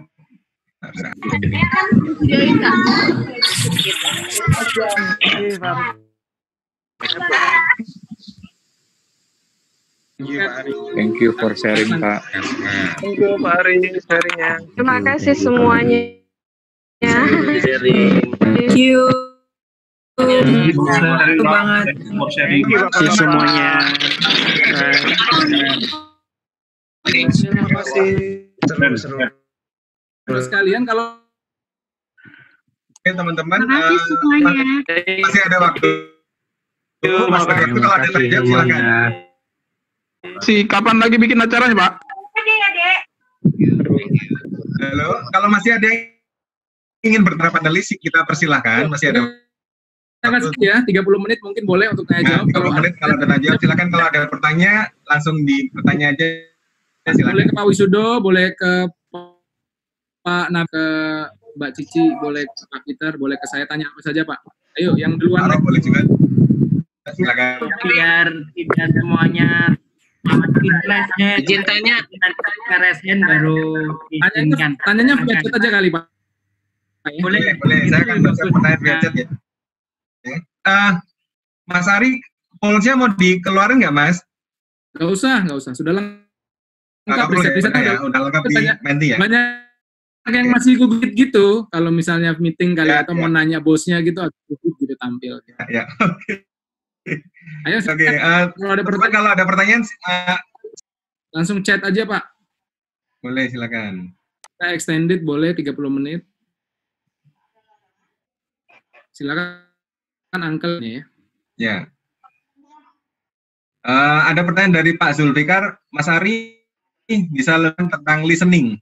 Oke, thank you. Uncle dan saya ini sama-sama belajar design thinking Bapak Ibu. Di design thinking ini temukan sama Idea Brown ini di ideanya dia punya metodologi design thinking yang di perusahaan besar dunia. Uncle termasuk yang ngajar juga dan ngajarin saya juga bahwa ternyata design thinking itu adalah metodologi yang dipakai besar dunia termasuk Google, Facebook, Telkom juga saat ini. Design thinking itu tahap pertamanya adalah empathy Bapak Ibu. Empathy itu adalah mendengarkan. Mendengarkan apa? Itu ada tekniknya, cara bertanya, menggali pain sama geni. Uncle pernah share itu kalau nggak salah di akunnya Uncle, bagaimana listening atau empathy yang tepat supaya masalah utama dari customer kita. Semakin kita tahu masalah, kita bisa nyari solusi atau ide bagus, selamat Anda akan terpilih untuk jadi partner kerja dari customer Anda. Semakin Anda jago mendengarkan, mungkin Anda tahu apa yang menjadi masalahnya dan Anda mampu mengerjakan area, Anda akan jadi partner buat siapapun. Direbutin semua perusahaan dan harga Anda akan mahal sekali. Ini yang dipakai oleh startup-startup di dunia, di Indonesia. Dan listening ini jadi kunci Bapak Ibu di era pandemi. Jago approach dan jago interview, jago minta izin waktu, dan jago menemukan akar masalah. Belajar sama Uncle nanti. Oke, tadi pertanyaan selanjutnya, Mas Ari, ngomong kayak rapper itu gimana cara latihannya? Di radio Pak. Jadi di saya 6 bulan pertama kuliah di UGM, opening pertama kali 3 latihannya 6 bulan. Jadi gimana bikin skrip, jadi Bapak Ibu kalau mau interview nanti bikin skrip dulu, mau meeting bikin skrip dulu, tujuannya lancarkan verbal fluency kita. Semakin lancar ngomongnya, words kita akan berkurang, dan lain-lain, kita makin efektif menyampaikan pesan, dan orang lain itu enak lihat dinamiknya dan kecepatan. Lihat juga segmennya, kalau di LinkedIn kecepatan saya bisa seperti ini, di sosial media lain saya harus lebih pelan, karena segmennya mungkin lebih kolonial lagi. Di sini karena semuanya keren, kecepatan tinggi, full speed, karena ya ini orang yang udah keren banget. Nah, saya ingat latihan saya pertama kali selama 13 detik, opening di radio itu cuma latihan 6 bulan ngomong gini, Pak. Suara Gama di Jogja, 101.7 Suara Gama FM, the soundtrack of you. Apa kabar di Jogja? Ketemu pagi ini di Rolasan, request ya di 0813280757, lagu pertama kita dari Agnes Monica Cinta, check this out. Itu 6 bulan latihan 13 detik. Kebayang kalau Anda elevator pitch, ketemu sama investor, ketemu sama bos, Anda harus ngomong dipilih kata-kata yang memudahkan. Sandiaga Uno dulu ketemu sama Pak Dahlan Iskan pertama kali waktu dia nge-PHK, dia ngomong begini, Pak, boleh nggak saya bantu perusahaan Bapak? Satu aja Pak, saya cek keuangannya, saya bantu laporannya dan hasil kerja saya. Oke Sandi, saya kasih waktu 3 bulan beres laporannya, keren banget hasilnya, dan setelah itu dia dipercaya dan direkomendasikan untuk jadi game changer seperti sekarang. Bu, elevator pitch adalah kunci, setiap momen ketemu atau Zoom, Anda ketemu sama orang, bos Anda, siapapun, itu adalah show time, itulah panggung Anda. Ibarat penyanyi, nyanyi yang, nggak ada penyanyi yang hebat tiba-tiba, semuanya berlatih. Oke, terima kasih. Kalau itu sebutan saya, Bapak Ibu, Paman Selam, saya Slamet Widodo, jadi Oke, kita ada pertanyaan dari seperti itu. Bertanya, Pak, pandemi menghantam semua usia, semua orang belajar lagi untuk menjadi normal yang baru, khususnya yang dibahas di sini adalah karir. Pertanyaannya adalah, era dan new normal ini banding standing personal menjadi hal yang pantas dipertimbangkan. Ada yang bisa menjawab, Bapak Ibu panelis? Apakah di new normal, banding standing personal menjadi sebuah hal yang pantas dipertimbangkan? Mungkin dari Om Peter atau silakan. Ya boleh, mungkin dari saya ya sedikit ini. Kalau teman-teman mengikuti saya ke belakang waktu itu untuk kaliber ya, saya sudah membahas tentang karir switch, ya, tentang karir switch. Tadi menyebutnya dengan personal pivoting. Di tulisan itu saya sudah menjabarkan dengan sangat detail apa itu karir switch ya. Ada tipe A, tipe baginya seperti itu, ya. Terus apa aja yang harus dan apa aja yang sebaiknya kita komunikasikan kepada publik, ya. Nah, jadi daripada jadi gitu ya agak abstrak, mendingan nanti ya cari ke belakang itu ada ya career switch titik 2 fase karir yang paling man, itu judulnya, ya. Terima kasih. Ada pertanyaan bagus itu sebenarnya ya dari siapa? Sorry. Panelis kurang lebih nadanya sama ya bahwa kedepannya lebih banyak outsourcing, freelance, dan lain sebagainya. Nah, penanya bertanya, bagaimana membentuk kultur engagement, dan lain sebagainya. Ini kelihatannya Pak Wis lebih kaliber buat menjawab. Oke, terima kasih. Silakan Pak Wisuda, mungkin saya langsung jumping ya. Kalau kita ngomong outsourcing, itu istilahnya jangan dipakai lagi deh. Itu terlalu, begitu ngomong outsourcing, kita ngomongnya yang gila-gila itu gitu ya. Kalau kita bicara mengalihkan daya kita karena kita mau fokus. Kita outsourcing setiap hari kok. Anak kos-kosan milih mana? Milih masak sendiri apa beli makanan di warung? Dia outsourcing sudah. Ya ketika ada laundry kiloan dia sudah outsourcing sudah. Kenapa? Karena waktunya dia itu. Orang itu kalau dia bisa bikin tulisan selama 1 jam dia bisa menghasilkan 10, 20, 34 kali lipat dia ke orang lain. So itu adalah outsourcing. Nggak ada masalah mengenai hal itu kalau kita tahu mindsetnya yang benar mengenai outsourcing. Serahkan kepada ahlinya. Kalau kita nggak usah main di sana. Tapi apakah kekuatan kita? What is our strength? Kadang-kadang bertanya aja apa ya, gitu ya. Jadi gimana mau mengkomunikasi kita tahu kekuatan kita di mana. Ya. Kalau soal branding tadi saya mau branding. Jadi kalau branding itu setiap orang sudah punya. Kalau saya dikasih nama Wisudo itu tanya ibu saya kenapa? Kamu harus selalu lulus dalam setiap ujian. Oh harus lulus. Oh itu nama saya. Jadi ada doa dalam nama itu sudah banyak kalau kita bicara mengenai personal. Saya rasa personal branding kan banyak karena sifatnya soft nanti ya. Jadi Mas Adi juga bilang yang soft nanti ya soft skill yang kita dapat. Hard skill gampang dipelajari. Kalau Anda pengen tanya how to saja googling saja selesai. Mengenai resilience, kalau kita bicara mengenai deal with tough situations, itu capacity building, itu membangun gitu ya. Jadi teman-teman branding itu kenapa mesti di branding? Sebuah perusahaan, beberapa perusahaan konsultan yang ganti nama terpaksa karena ada cacat gitu ya. Ada cacat dalam sehingga rusak namanya, terpaksa ganti nama. Kalau rebranding yang dimaksud itu yang mana gitu ya? Saya rasa kita perlu menemukan sendiri apa yang dimaksud brand itu sendiri sebelum kita terjebak ke dalam sebuah merek. Brand bagi saya promise ya. Promise kalau Anda setiap hari delivery your promise, then that is your brand. Ya. Mungkin itu dulu ketika bicara branding yang besar-besar, rasanya saya lebih suka membangun branding dari awal. Promise, then if you deliver your promise, then you actually develop your own brand as a personal. Gitu Mas. Oke, terima kasih Pak Bis. Ada berarti tentang Pak Mas Ari untuk opportunity bahwa 7 tahun di Astra menjadi di offer oleh Tantowi Yahya itu hanya dapat opportunity seperti itu, kan Mas Ari? Ya awalnya memang saya ya faktor laki itu ngaruh, nggak sengaja satu sesi training yang menjadi bagian saya adalah salah satu direksi dari Tantowi. Kemudian saya di trial di Tantowi, kemudian diamanahkan di satu perusahaan master coach Alvin yang Just Alvin, saya jadi master coach di sana, perusahaannya tumbuh baik, dan akhirnya ditawarin setelah setahun setengah baru ditawarin dan saham. So Bapak Ibu sekalian, di era pandemi ini nggak usah hitung-hitungan lagi, nggak usah transaksional lagi, justru gaspol gitu ya, jangan hitung gaji dan nggak peduli lagi, berikan aja yang terbaik. Karena saya ngajar di hari-hari ngajar Bapak Ibu, jadi nggak sempat buka sosmed juga, jadi baru ini nih fokus ke sosmed semua, karena mulai 2 minggu depresi karena semua jadwalnya tiba-tiba reschedule, nggak tahu kapan. Kemudian saya melakukan empathy, nelpon ke beberapa klien, saya tanyakan mau nggak saya training bantu, ternyata kliennya bilang punya budget. Maka budgetnya saya upgrade akhirnya dengan Telkom jadi project besar nih dengan CEO Indonesia semuanya. Jadi Bapak Ibu berikan dulu aja, giving dulu. Bahkan saya pitching kalau ketemu perusahaan itu nggak pernah dibayar, saya perusahaannya untuk tumbuh. Dampaknya adalah benar-benar dipercaya dan terus bisa kontribusi. So lalu yakin Bapak Ibu apa yang kita tabur akan kita tuai. Mungkin itu saya pelajari. Kitab Injil juga ada, di Karma juga ada. Kalau saya pegang sebagai Muslim, Al-Isra ayat 7, in asantum li anfalaha. Kebaikan yang melakukan koordinasi ke orang lain, ke orang tua, kembali semua kepada dirimu. Keburukan yang melakukan orang lain juga balik ke dirimu. Jadi work from home kalau kita malas-malasan, siap-siap aja. Sakit, mobil di depan parkir kesenggol. Pokoknya sesuailah dengan energinya. So saatnya gaspol, kalau perusahaan nggak ngasih THR, berikan kerjaan lebih hebat, dia akan muncul tuh sesuatu yang kita nggak sangka-sangka. Kerjaan. Itu kira-kira Bapak Ibu sekalian. Oke, makasih Mas Hari. Ada pertanyaan ke Pak Peter nih tentang code. Dan saya di dunia properti dan beberapa waktu COVID, di opportunity itu saya di properti co-owner, tapi mendadak saya nggak ada kebesaran kah Pak? Ini selang masalah switch karir nih. Gimana?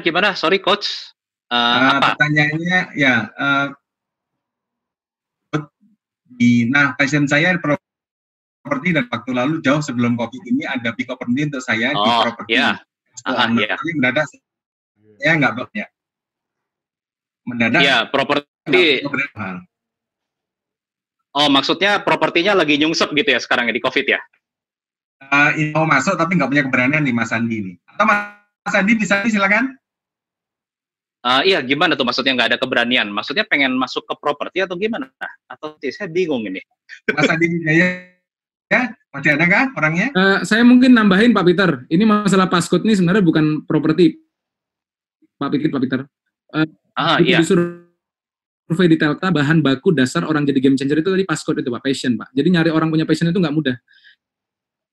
Dari bertahan tinggal 16 orang, passion jelas, jelas dan punya tujuan yang jelas. Jadi Bapak Ibu sekalian, kalau Anda passionnya di properti, mau pandemi juga Anda akan nyari cara properti virtual conference, Anda akan nyari baru, Anda akan beli Zoom 1.000 orang cuma 600.000, Anda akan bikin cara baru akan properti dan mungkin Anda bisa kolaborasi sama banyak orang sedunia saat ini. Kalau passionnya di situ, Pak Peter sebenarnya nggak ada ampun, dia akan tumbuh makin melejit, asal jelas clarity. Iya, betul. Ya, jadi Pak Ari, perkenankan saya tambahkan gitu ya, udah sering ngomong-ngomong sama orang ya bahwa begini, seseorang yang saat ini dibayar untuk melakukan hal-hal yang dia sukai, ya pastikan di masa lalunya itu pernah tidak dibayar atau malah nombok hal-hal yang tidak disukai. Betul sekali. Tapi dengan dedikasi, konsistensi, istiqomah, ya. Nah, orang-orang ini kebanyakan stay di proses itunya gitu loh. Belum udah sesuai passion dong gitu. Tapi memangnya passion kamu apa? Nggak tahu. Ya udah deh. Gitu Arya.